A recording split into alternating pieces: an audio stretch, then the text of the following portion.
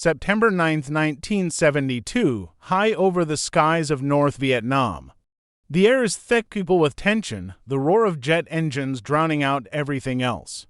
In the back seat of an F-4 Phantom, a young weapons systems officer locks onto two enemy MiG-19s streaking toward him. Missiles away, one explodes in a fireball, the other spirals down in flames. In that moment, Captain Charles B. DeBellevue becomes America's top ace of the Vietnam War, the first non-pilot to claim that title. But how did a kid from New Orleans, who once flunked out of pilot school, end up rewriting aerial combat history? Stick around, because this story is packed with heart-pounding dogfights and breakable bonds and the raw cost of war. You're about to meet the man who turned the skies over Vietnam into his personal battlefield. Hey everyone, welcome back to my channel where we dive deep into the untold stories of aviation legends and the wars that shaped them. If you're new here, hit that subscribe button and turn on notifications. We've got more epic tales coming your way. Today, we're talking about Colonel Charles B. DeBellevue, the USAF Weapons Systems officer credited with 6 air-to-air victories, making him the highest-scoring U.S. ace of the Vietnam War. But this isn't just a list of kills. It's a human story of grit, innovation, and the shadows that linger long after the engines cool. We'll explore his early dreams shattered and reborn, the intense bonds forged in combat, the technological edges that turned the tide, and his lifelong fight to honor the fallen. Let's jump in. Charles Barben DeBellevue, Chuck to his friends, was born on August 15, 1945, in the vibrant heart of New Orleans, Louisiana. Picture a post-World War II America, jazz spilling out of every corner, the Mississippi River humming with life. The city was a melting pot of cultures, with Creole influences, Mardi Gras parades, and the constant hum of rebuilding after the war. Chuck grew up in this dynamic environment, surrounded by stories of heroism from veterans returning home. His family, rooted in Louisiana, instilled in him a sense of discipline and adventure. As a boy, he was fascinated by the skies, watching planes from nearby airfields, dreaming of soaring above the bayous. This passion led him to apply to the prestigious United States Air Force Academy, envisioning a future as a fighter pilot. But rejection hit hard, a first taste of setback in a life that would be defined by overcoming them. Undeterred, Chuck enrolled at the University of Louisiana at Lafayette, then known as the University of Southwestern Louisiana. He majored in physics, a field that would later prove invaluable in understanding the complex systems of aerial warfare. Through the Air Force Reserve Officer Training Corps AFROC, he earned his commission as a second lieutenant in January 1968, just as the Vietnam War was escalating into one of the most controversial conflicts in American history. The Tet Offensive had just shocked the nation, and young officers like Chuck were being funneled into the fight. But his path wasn't straightforward. Now, here's where the story gets real. Chuck entered undergraduate pilot training, the gateway to becoming a fighter jock. The program was grueling simulators, formation flying, high-G maneuvers. But it didn't click. He washed out, failed. Can you imagine that gut punch, the dream you've chased for years, slipping away? In interviews years later, Chuck reflected on this moment with raw honesty. It was devastating. I thought my Air Force career was over before it began, but in a quiet moment of reflection, Chuck could have walked away, but he didn't. The Air Force offered him a lifeline, switched to undergraduate navigator training at Mather Air Force Base in California. Starting in July 1969, he dove in headfirst. This wasn't just navigation, it was about becoming a weapons systems officer, the guy in the back seat who turns a fighter jet into a precision killing machine.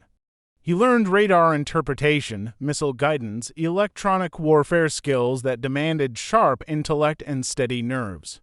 By the time he finished F-4 Phantom to combat crew training at Davis Monthan Air Force Base in Arizona, Chuck was assigned to the 335th Tactical Fighter Squadron at Seymour Johnson Air Force Base in North Carolina. He was flying in the F-4D, a beast of a jet known for its twin engines, heavy payload, and versatility.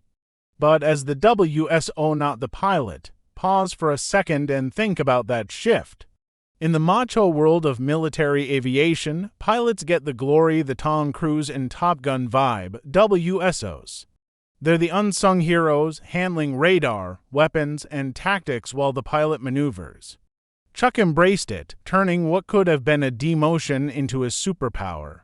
He honed his skills in mock dogfights, studying enemy tactics from intelligence briefs. Little did he know, this role would thrust him into the deadliest skies of the Vietnam War. Fast forward to October 1971. The war in Vietnam is raging, a brutal quagmire that's already claimed thousands of American lives. Protests rage back home, but for Chuck, duty calls. He deploys to Udon Royal Thai Air Force Base in Thailand, joining the legendary 555th Tactical Fighter Squadron, the Triple Nickel. Part of the 432nd Tactical Reconnaissance Wing, these guys were the tip of the spear in Operation Linebacker, President Nixon's massive bombing campaign to cripple North Vietnam's supply lines and force peace talks.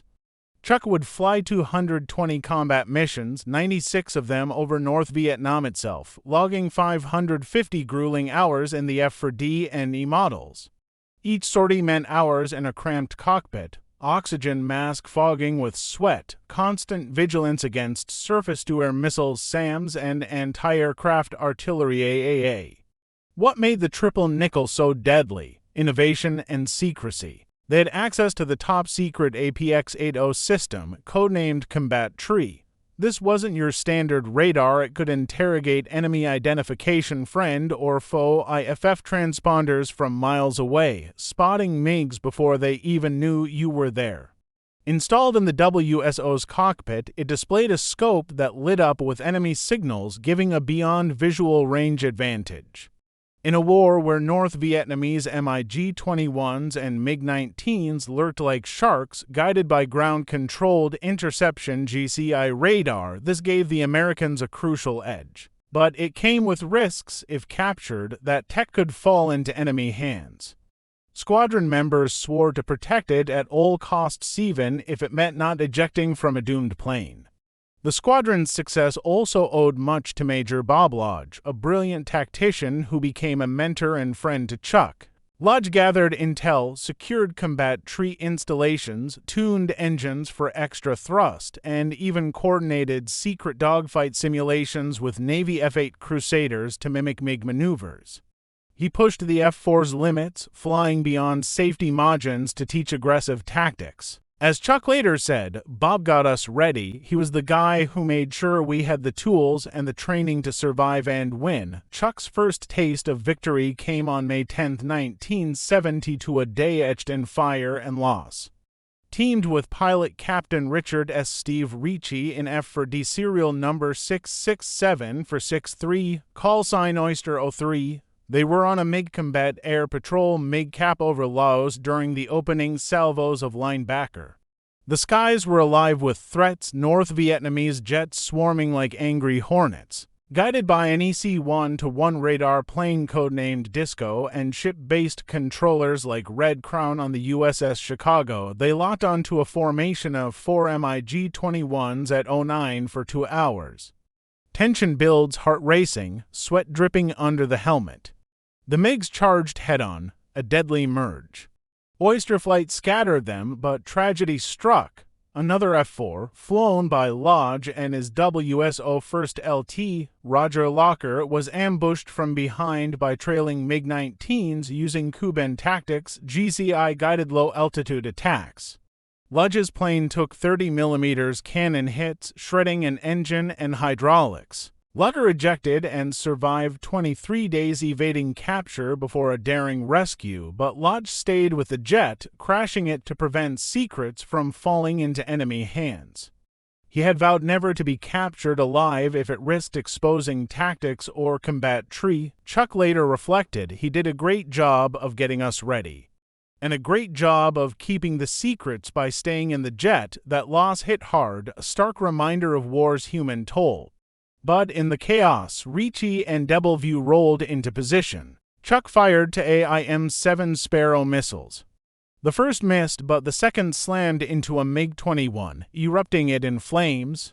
3 MiGs down that day for the squadron, but at what cost? Lodge's sacrifice fueled the fire, pushing the team harder. Reflect on that for a moment. Lodge wasn't just a pilot. He was the brains behind the operation. His posthumous Silver Star cited his valor, but even today, in 2025, Chuck is fighting to upgrade it to the Medal of Honor. At recent events like the Air Force Assocation's Air, Space, and Cyber Conference, Chuck has shared Lodge's story, emphasizing how his innovations saved countless lives. Bob deserved the highest honor, Chuck says. He gave everything to protect us and the mission. This ongoing battle adds a layer of emotional depth. War's heroes aren't forgotten, even decades later. 2 months later, July 8, 1972, brings a surge of adrenaline. Again with Ricci, now in an F-free serial 670362, equipped with a gun pod but no combat tree, call sign Paula 01. They were covering a Strike Force S exit west of Phu Tho and south of Yen Bai. Vectored by Disco, they intercepted two MiG-21s returning from damaging a U.S. chaff escort. The enemy jets charge head-on missiles streaking past in a deadly game of chicken. Ricci turns south across the Black River, reverses after a merge warning. They pass the first MiG at Mach speeds, then engage the second as it evades right. Chuck gets a bore sight radar lock at the MiG's 5 o'clock position, firing AIM-7 south from the edge of the envelope. Both hit double kill on the first, but surprise, the lead MiG loops back, attacking from behind. Ricci pulls a hard turn, fires an AIM-7 at minimum range inside the turn radius boom. The MiG disintegrates 1 minute 29 seconds after the first. Kills 2 and 3 for Chuck. The cockpit erupts in brief elation, but AAA fire below reminds them survival is never guaranteed. By now, curiosity is building. How many more could Chuck rack up? The pressure mounts. Ace's 5 kills were rare in Vietnam, with its shift from guns to missiles. Most were pilots, too. Chuck, the backseater, was defying odds. His partnership with Ricci was electric. Ricci's flying prowess matched Chuck's radar mastery. They trained relentlessly, simulating scenarios, building trust. As Chuck put it, in the F-4, it's a team. The pilot flies the jet. The WSO flies the fight. August 28, 1972, southwest of Hanoi, at 25,000 feet. Still with Ricci in the trusty 667 for 6-3, now Buick 01, alerted by Red Crown on the USS Long Beach to Blue Bandits, high-altitude MiG-21 south -30 miles out. Chuck picks them up on radar, 10 miles behind another flight. Ricci hits afterburners, climbs in a curve. They launch for AIM-7 south beyond optimal range to force turns. The first misses, but the MiG's evasion shortens distance. The third Sparrow hits, sending it down. Fuel low. They disengage the second, kill 4. Tension eases, but reflection sets in. Each kill is a life ended, a family shattered on the other side. War's duality, heroism laced with horror. Then the climax, September 9, 1972. Ace Day, paired with a new pilot, Captain John A. Madden, Jr., in F for D660-67, call sign Olds 01, west of Hanoi, protecting linebacker strikes. 2 MiG-19s appear agile, cannon-armed beasts at low altitude. Chuck acquires on radar, maneuvers visually from 5 miles. Initial AIM-7 south miss 1 with gear down, it snaps flaps up, accelerates. They switch to a slicing low-speed yo-yo, positioning behind. -1 to 9 Sidewinder away detonates 25 feet from 1, no direct hit observed initially. Switch targets, another Sidewinder strikes the tail of the second. Flames, spiral, crash on Vic Yen runway. Investigation confirms both kills, plus a third MiG destroyed on the ground. 5th and 6th for Chuck, he's now the top ace. First WSO ever. The Air Force Cross Citation captures it perfectly through superior judgment and use of aircraft capabilities, and in complete disregard for his own safety, Captain DeBellevue was successful in destroying his fifth hostile aircraft, a North Vietnamese MiG-19, through his extraordinary heroism, superb airmanship, and aggressiveness in the face of the enemy. Captain DeBellevue reflected the highest credit upon himself and the United States Air Force, but victory's shadow, exhaustion, the weight of loss. Chuck flew with aces like Ricci and Jeffrey Feinstein, sharing the 1970 Mackay Trophy for Most Meritorious Flight.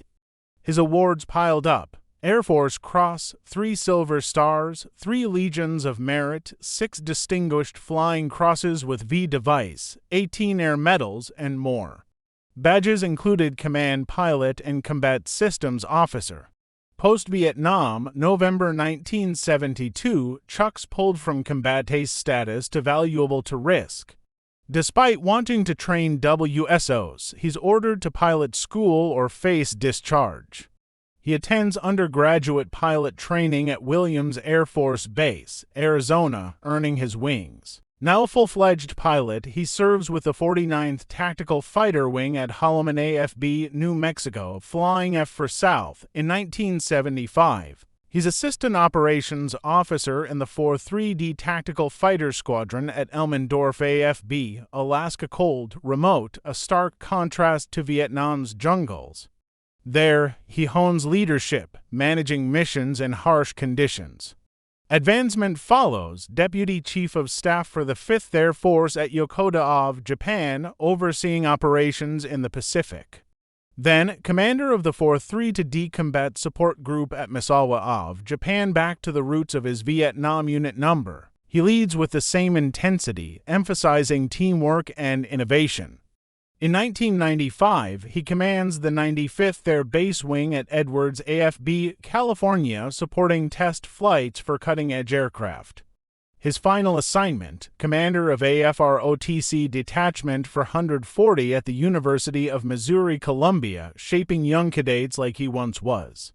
Chuck and his wife, Sally, won the 1994 General and Mrs. Jerome F. O'Malley Award for Top Wing Commander and Spouse in Air Force Materiel Command, recognizing their partnership in service. Retiring as colonel on February 1, 1998, the last active-duty American ace after 30 years and over 3,000 flying hours, Chuck's legacy endures.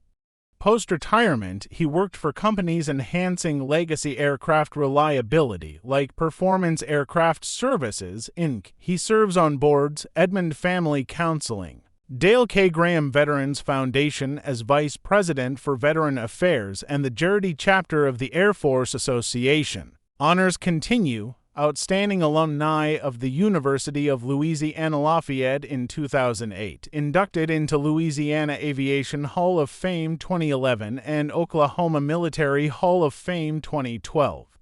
In 2014, the Air Force Association awarded American fighter aces a Lifetime Achievement Award.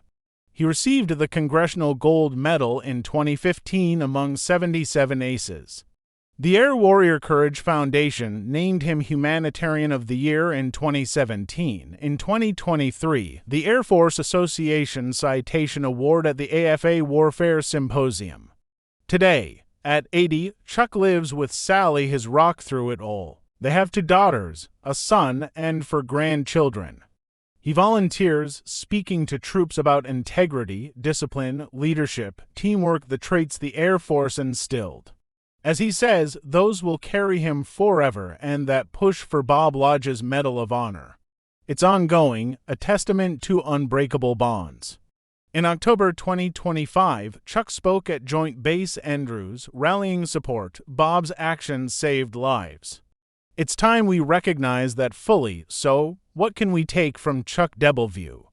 In a world quick to label failures, he proves reinvention is possible. From washed-out pilot to top ace, his story screams resilience. War's not glamorous, it's tense, surprising, heartbreaking.